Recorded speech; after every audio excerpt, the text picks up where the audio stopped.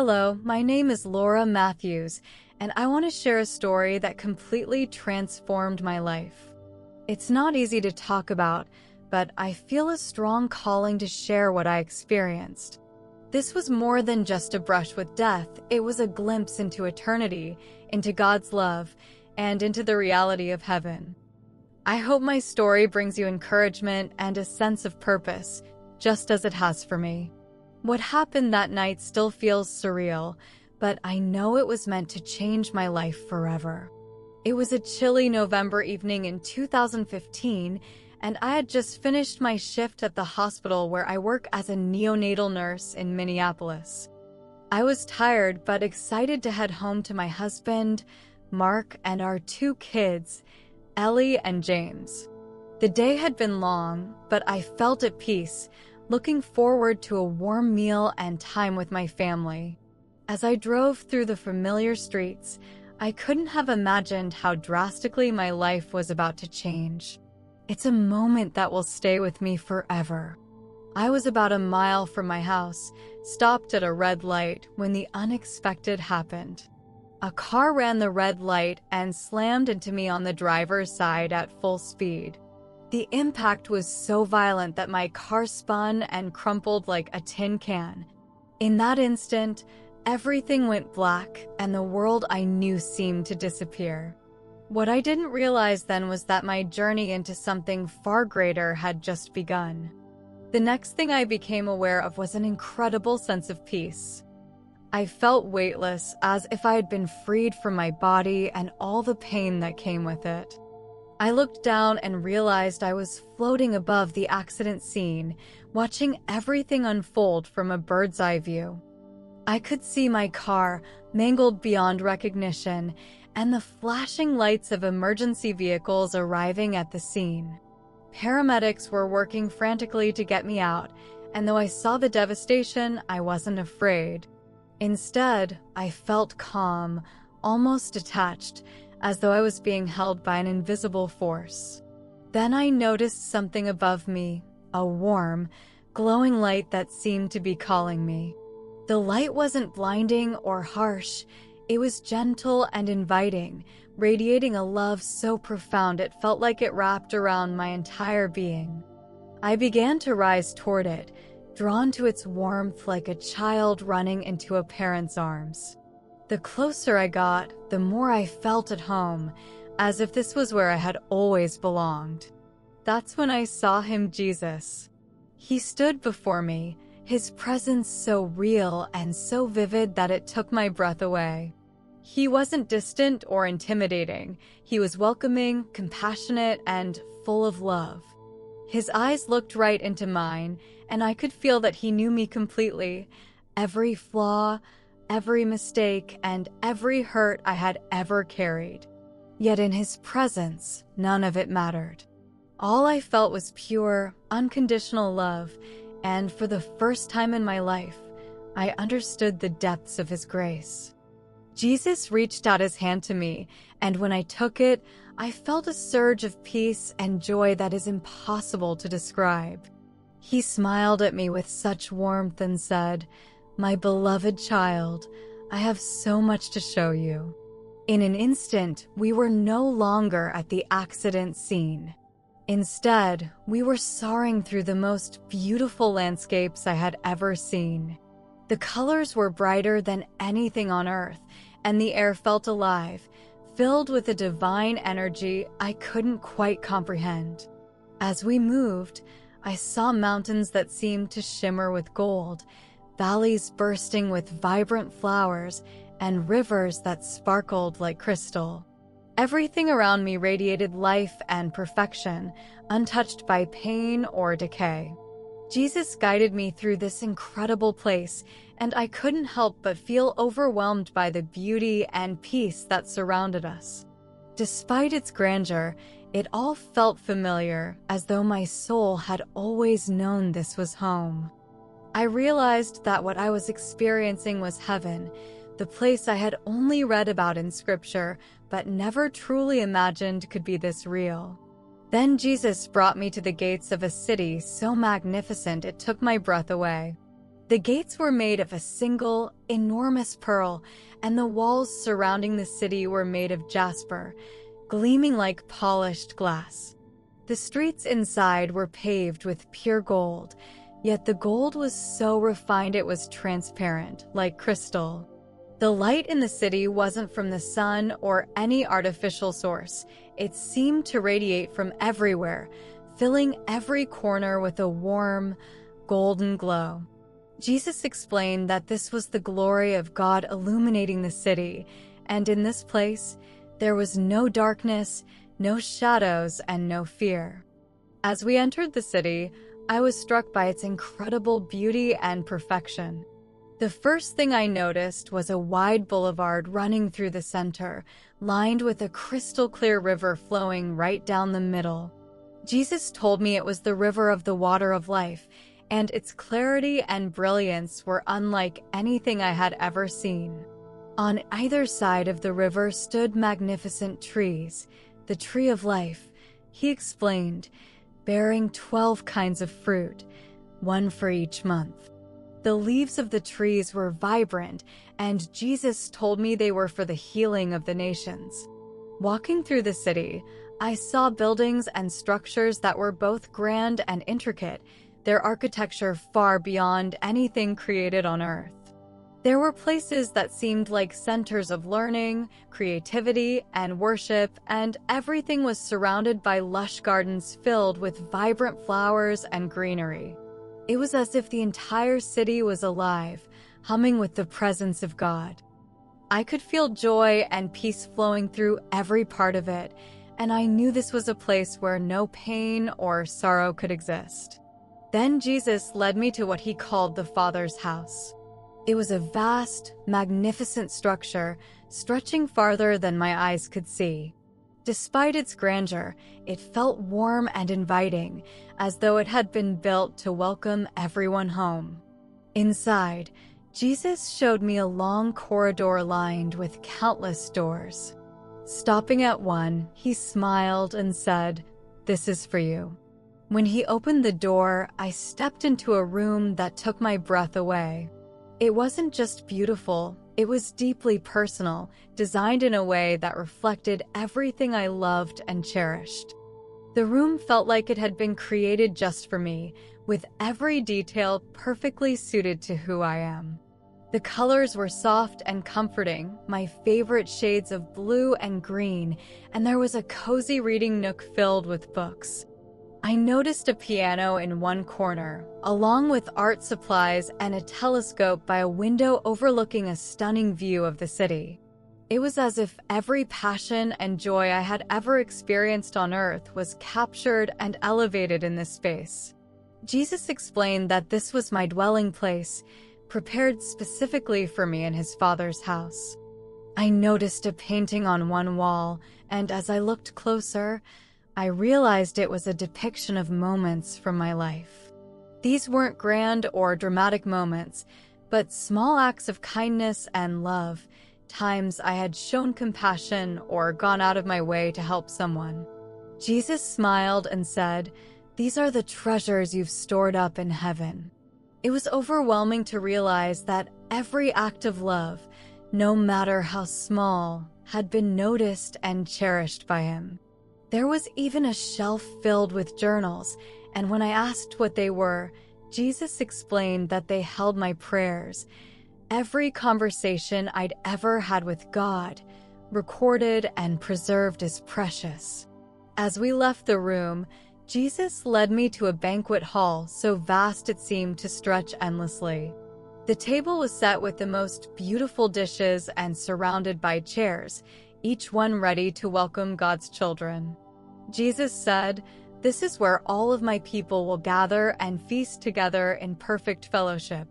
The thought of sitting at that table, surrounded by loved ones and filled with joy, brought tears to my eyes. This was a place of celebration, of community, and of eternal peace. Walking through the city, I noticed countless people, more than I could ever count, from every nation, language, and background. They all looked vibrant and radiant, their faces filled with joy and peace. Each person was dressed in a white robe that seemed to glow with the same light that filled the city. I saw people talking, laughing, and worshiping together in perfect harmony. There was no pain, no fear, and no division, only love and unity that could only exist in a place like this. As we continued, I recognized some of the people there. My grandmother, who had passed away when I was a teenager, came toward me with open arms. She looked younger and healthier than I'd ever seen her, but her kind smile was exactly as I remembered it. Beside her was a close friend from college who had tragically died in a car accident. They embraced me and told me how happy they were to see me, but they also explained that it wasn't my time yet. They encouraged me to hold on to what I was experiencing and to share it when I returned to Earth. Jesus then brought me to another breathtaking place, a viewing area that overlooked what he called the New Earth. It was a vision of a world that was familiar yet entirely transformed. I saw lush forests, sparkling rivers, and mountains that seemed to touch the heavens. Animals lived together in harmony, and there was no sign of decay, pollution, or death. The colors were more vivid than anything I'd ever seen, and the entire landscape seemed to hum with life and perfection. Jesus explained that this was the renewed creation, free from the effects of sin, where his people would dwell and explore for eternity. As I gazed at the new earth, Jesus explained that it wasn't just a place to exist, but a place where we would live with purpose and joy. He told me that his people would have the honor of exploring, creating, and stewarding this renewed creation. There would be adventures and discoveries beyond anything we could imagine, but the greatest joy would still be the relationship we have with him.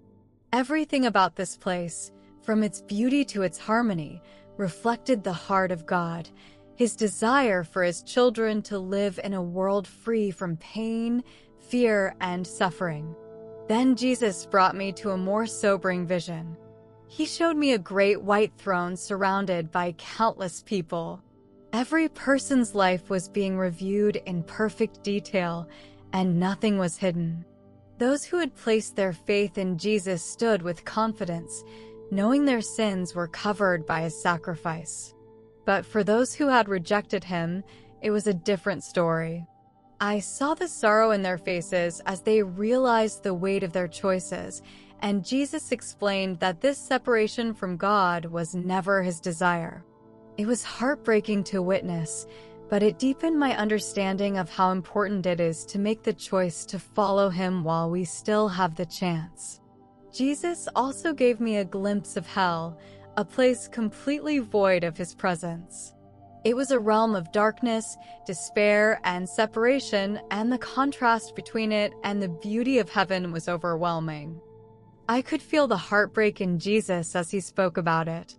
He said, "This was not created for my children. My desire is for everyone to be with me, but I will never force anyone to choose me." The reality of this hit me deeply, and I knew I couldn't keep this part of my experience to myself. People needed to understand the urgency of making their decision to follow him.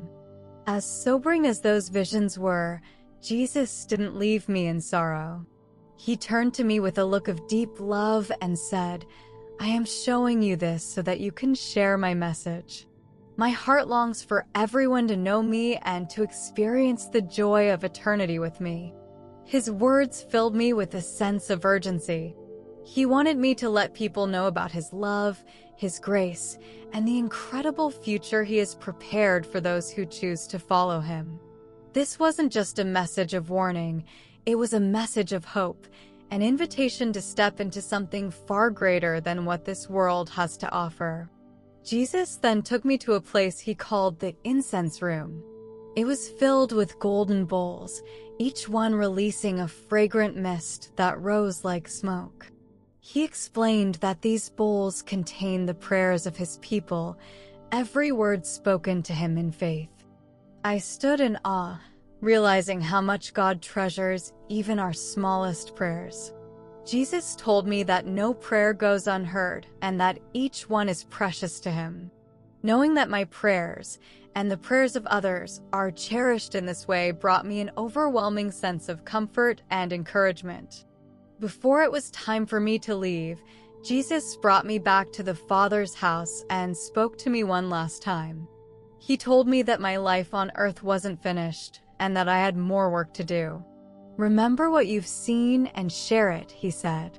Let others know about my love and the life that is waiting for them. As he embraced me, I felt his peace fill every part of my being. Then, in an instant, I was pulled back to my body. I woke up in the hospital, surrounded by bright lights and the voices of doctors and nurses. I had been in a coma for 3 days, but now I was alive, and I knew I had been given a second chance for a reason. Waking up in the hospital was disorienting at first. I was in pain, and my body felt weak, but my mind was crystal clear. The memories of what I had experienced were vivid and undeniable, more real than anything I had ever encountered in this life. My husband, Mark, was by my side, holding my hand with tears streaming down his face. He told me that the doctors had not been optimistic about my survival, but he had been praying constantly, along with our family and friends. I knew then that their prayers had been heard, just as I had seen in the incense room.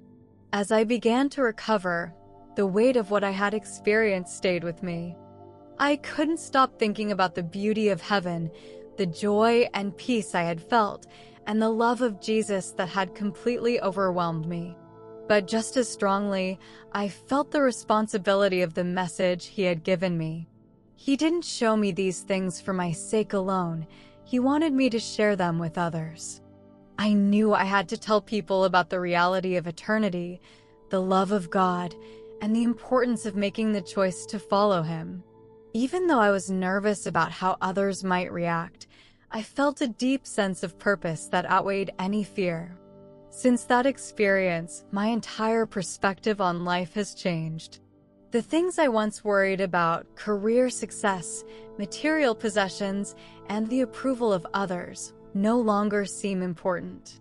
What matters most to me now is loving God, loving others, and living each day with eternity in mind. I've become more intentional about my relationships, taking every opportunity to show kindness and share my faith. I don't want anyone to miss out on the incredible love and future that Jesus offers. Heaven is real, his love is real, and there is nothing in this world that compares to the joy of knowing him. As I've shared my story with others, I've been met with a mix of reactions. Some people are deeply moved and inspired, while others are skeptical, questioning whether what I experienced was real. I understand their doubts. Before this happened, I might have felt the same way. But what I experienced was more vivid and tangible than anything I've ever known in this life. I can't deny the reality of it, and I know in my heart that Jesus gave me this experience for a reason. It's not about convincing anyone, it's about planting seeds of hope and truth. The most important lesson I've taken from all of this is how deeply God loves us. His love is unlike anything we can comprehend, unconditional and overwhelming. The beauty of heaven, the joy I saw in the people there, and the peace that filled every corner, it all flows from his love. And the amazing thing is, we don't have to wait until we die to experience that love. It's available to us right now through a relationship with Jesus. I've seen how real and transformative that love is, and I want everyone to know it's within their reach. Before I end, I want to leave you with the same words Jesus left me. Remember what you've seen and share it. This isn't just my story, it's an invitation for you.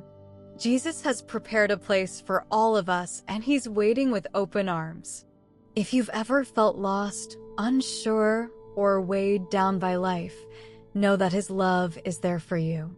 And if this story has touched you in any way, I encourage you to share it with someone who might need to hear it.